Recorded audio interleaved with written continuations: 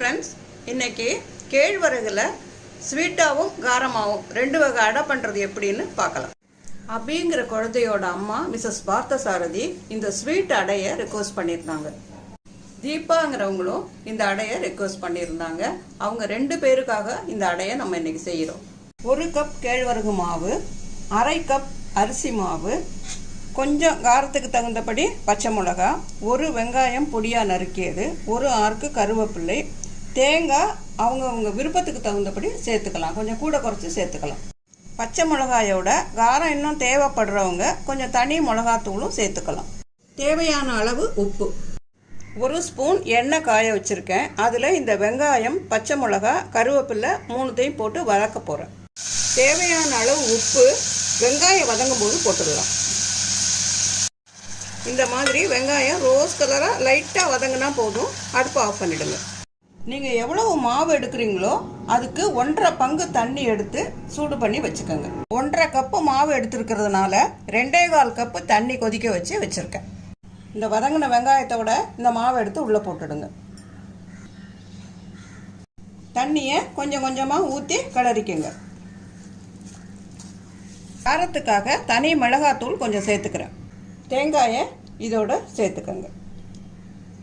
இதை நல்லா மிக்ஸ் பண்ணிவிட்டு கொஞ்சம் நேரம் ஆற வச்சுருங்க. மாவு இந்த பதத்தில் இருக்கணும் தட்டுறதுக்கு. புரச இலை இல்லை வாழை இலையில் இந்த மாதிரி கொஞ்சம் எண்ணெய் தடவிக்கங்க. தட்ட ஆரம்பிக்கிறதுக்கு முன்னாடி ஒரு பாத்திரத்தில் கொஞ்சம் தண்ணி எடுத்து வச்சுக்கோங்க.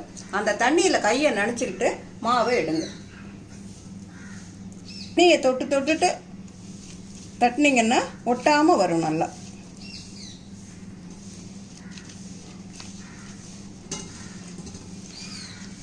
நடுமையத்தில் ஒரு குழி, தோசைக்கல்லில் கொஞ்சமாக எண்ணெய் விட்டு காய விடுங்க. இப்போ புரச இலையில் தட்டின அடைய இந்த தோசைக்கல்லில் இப்படி போடுங்க. 1 நிமிஷம் கழித்து இந்த இலையை எடுத்தீங்கன்னா ஈஸியாக வந்துடும். இந்த வருது பாருங்கள். சுற்றியும் கொஞ்சம் எண்ணெய் விடுங்க. நடுமையத்துலேயும் கொஞ்சம் எண்ணெய். அடை வேகிறதுக்குள்ள அடுத்த அடை தட்டி நம்ம ரெடியாக வச்சுப்போம். இன்னும் கொஞ்சம் எண்ணெய் தடவிட்டு அடை தட்டலாம். ஒரு அடைக்கும் கொஞ்சம் எண்ணெய் தடவிட்டு தட்டினாதான் அது கல்லில் போடும்போது வரும். ஒரு பக்கம் வெந்ததும் அடுத்த பக்கம் திருப்பி போடுங்க. அடை ரெடி ஆகிட்டுது. இந்த கார அடையை இன்னும் கொஞ்சம் ஹெல்த்தியாக ஆக்கிறதுக்கு கீரையை அலசிட்டு நல்லா பொடியாக நறுக்கிட்டு வதக்கிட்டு இதோட சேர்க்கலாம். ஈவினிங் ஸ்கூல் விட்டு வர குழந்தைங்களுக்கு இந்த அடையை செஞ்சிங்கன்னா மத்தியானம் செய்த கீரை பொரியல் இருந்தால் அதையும் இதோட சேர்த்துக்கலாம்.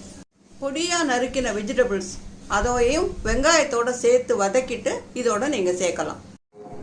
மத்தியானம் மீந்த எந்த பொரியலாக இருந்தாலும் நீங்கள் இதோட ஆட் பண்ணி செய்யலாம். சில குழந்தைங்க சுண்டல் சாப்பிட மாட்டாங்க. அந்த மாதிரி குழந்தைங்களுக்கு இந்த சுண்டல் எந்த பயிராக இருந்தாலும் வேக வச்சு தண்ணியை இருத்துட்டு நல்லா மசிச்சுட்டு இந்த அடமாவோட சேர்ந்து கலந்து தட்டி கொடுக்கலாம். பயிறு சேர்க்குற மாதிரி இருந்ததுன்னா அதை மசிச்சு சேர்த்துட்டு அதுக்கப்புறம் தண்ணி சேர்த்து பிசைங்க, இல்லாட்டி தண்ணி கூடுதல் ஆகிடும். டயட் பண்ணுறவங்க, டயபெட்டிஸ் இருக்கிறவங்க எல்லாருமே இந்த மாதிரி நீங்கள் அந்த இதை மசிச்சுட்டு சேர்த்துக்கலாம். கார அடை, வெள்ளை அடை 2துலேயுமே இந்த மசிச்ச சுண்டலை சேர்க்கலாம். கேழ்வரகு அடையோட முருங்கைக்கீரை சேர்த்து குழந்தைங்களுக்கு தட்டி கொடுத்தா அது அவங்களுக்கு இம்யூனிட்டி, நல்ல எனர்ஜி கொடுக்கும். ரொம்ப நல்லது குழந்தைங்களுக்கு, அவங்களோட எலும்புகளுக்கெல்லாம் ரொம்ப நல்லது. இப்போ ஸ்வீட் அடைக்கு தேவையான பொருட்களை பார்ப்போம். 1 பங்கு கேழ்வரகு மாவு, அதில் பாதி பங்கு அரிசி மாவு, தேவையான அளவு தேங்காய், அதே மாதிரி உங்களோட ஸ்வீட்டுக்கு தகுந்த மாதிரி கூட்டியோ குறைச்சோ வெல்லம் சேர்த்துக்கலாம், கொஞ்சம் ஏலக்காய் பொடி. குழந்தைங்களுக்காக இருந்தால் வெண்ணெயோ நெய்யோ சேர்த்து செய்யலாம். சூடான தண்ணி சேர்த்து மாவை பிசைவோம். இந்த 2 மாவையும் ஒரு பவுலில் கொட்டிக்கலாம். இதோட தேவையான அளவு தேங்காய், இனிப்பாக இருக்கிறதுனால கொஞ்சம் கூட தேங்காய் போட்டால் நல்லா டேஸ்ட்டாக இருக்கும்.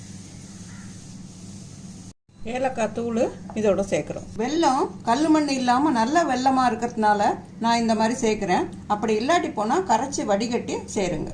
வெள்ளை கரைசலாக சேர்க்குற பட்சத்தில் தண்ணிக்கு பதில் இதையே நல்லா சூடாக்கி இதில் கலந்துருங்க. இது போக பாக்கிக்கு சுடு தண்ணி ஊற்றி மாவை பிசைஞ்சுக்குங்க. வெல்லத்தை சேர்க்குறேன். தனி வெல்லமாக சேர்க்குற மாதிரி இருந்ததுன்னா நல்லா பொடி பண்ணி சேருங்க. நம்ம கார அடையை விட இதுக்கு தண்ணி கொஞ்சம் கம்மியாக தான் தேவைப்படும். வெல்லம் தண்ணி விடும், அதனால பார்த்து ரொம்ப கவனமாக கொஞ்சம் கொஞ்சமாக தண்ணி சேர்த்து மாவை பிசைஞ்சுக்குங்க. இப்போ சுடு தண்ணி சேர்த்து மாவை பிசைஞ்சுக்கலாம். இதில் கொஞ்சம் நெய் விட்டு பிசைஞ்சிங்கன்னா நல்லா வாசனையாக இருக்கும். இந்த கன்சிஸ்டன்சியில் மாவு பிசைஞ்சுக்குங்க. ஒரு சின்ன பீஸ் மாவு எடுத்து நம்ம கார அடைக்கு தட்டின மாதிரியே புரச இலையிலையோ வாழை இலையிலையோ வச்சு தட்டிடலாம். குழந்தைங்களுக்கு கொடுக்குற மாதிரி இருந்ததுன்னா கொஞ்சம் நெய் தொட்டு இதை தட்டலாம். நடுவில் ஒரு ஓட்டை தோசைக்கல்ல காய வச்சு அதில் இந்த தட்டின அடைய இலையோடு போடுங்க. புரசையில் யூஸ் பண்ணுற மாதிரி இருந்ததுன்னா அந்த தோசைக்கல் அளவுக்கு அந்த இலையை முதலையே வெட்டிடுங்க. ஓரத்துலலாம் இருந்ததுன்னு அது பட்டுதுன்னா அந்த ஃப்ளேம் பட்டு எரிய ஆரம்பிச்சிடும் இலை, காஞ்ச இலை. இப்போ கொஞ்சம் சூடு வந்ததுக்கு அப்புறம் இந்த இலையை மெதுவாக பிரித்து எடுத்துருங்க. நடுவில் கொஞ்சம் நெய், ஓரத்துலையும் கொஞ்சம் நெய், குழந்தைக்கு கொடுக்கறதுனால. ஒரு பக்கம் வெந்ததும் அடுத்த பக்கம் திருப்பி போட்டுடுங்க. இப்போ நம்ம ராகி வெள்ளை அடை தயார்.